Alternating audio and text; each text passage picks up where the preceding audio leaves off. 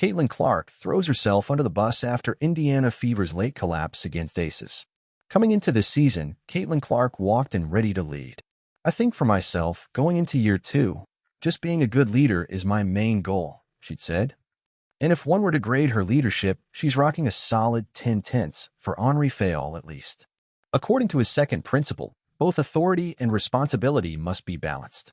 And that's what Caitlin Clark has been giving us all season long. A balance that even seasoned vets fail to strike. After the Fever fell to the Aces yesterday, with a total of 8 points, Caitlin Clark stepped up and took full responsibility. It was a night where she managed to bag a total of 19 points, 10 assists, and 3 rebounds while going 1 of 10 from three-point range and 7 of 20 from the field. Those are average stats, but they tell of a cold shooting night. Aliyah Boston, though, carried the team on her back, dropping 26, and Kelsey Mitchell also added 20. Their offense wasn't bad. It was the little things.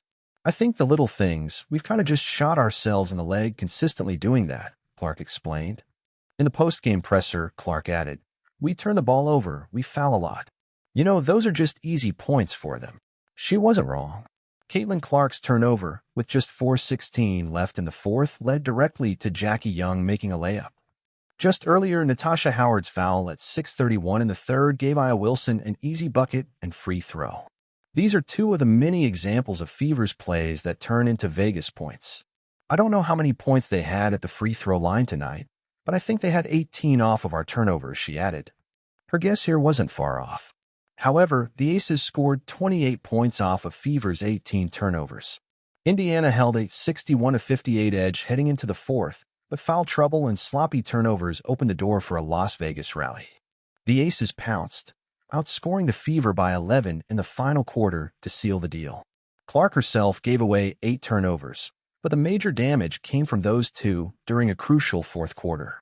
Caitlin Clark put it out there clearly. Especially in the fourth quarter, we didn't do a good job of taking care of the ball. I didn't. So I think it just starts with me and just getting better at that. Now, if you have been following CC since her NCAA days, this responsible behavior shouldn't come off as surprising. It's what she has grown into. Coach Lisa Blutter planted those seeds early in her freshman year. I would have her read some leadership books, and we would kind of go through the chapters and talk about them afterwards. What did you learn from this? She once said. And honestly, Clark seems to have learned a lot from this loss that she thinks is much different than the Golden State loss.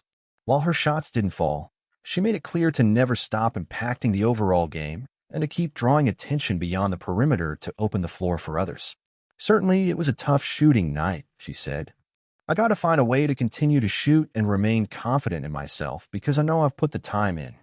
I don't feel like it's anything that's off necessarily, but yeah, it would have been nice if they went down. Clearly, she's not getting hung up on one thing and ignoring the rest. As she said, she will find a way. Until then, you will find her impacting the offense in other ways. Caitlin Clark had another rough game on Sunday, her second straight underwhelming performance. But in classic WNBA fashion, the game wasn't just decided by missed shots or defensive mistakes. Rather, questionable officiating once again stole the spotlight. Late in the fourth quarter, when the Fever was down just 5 and less than a minute was left, Indiana was about to get a crucial stop that could have made it a one-possession game. That was until Jackie Young clearly set a moving screen on Aliyah Boston. It should have been an offensive foul and a turnover for the Aces. But instead, the refs called a defensive foul on Boston. Fever head coach Stephanie White instantly challenged it. Sure, the replay would have shown the obvious mistake, but the officials stuck with the call. Ignoring what everyone else could see was a terrible decision.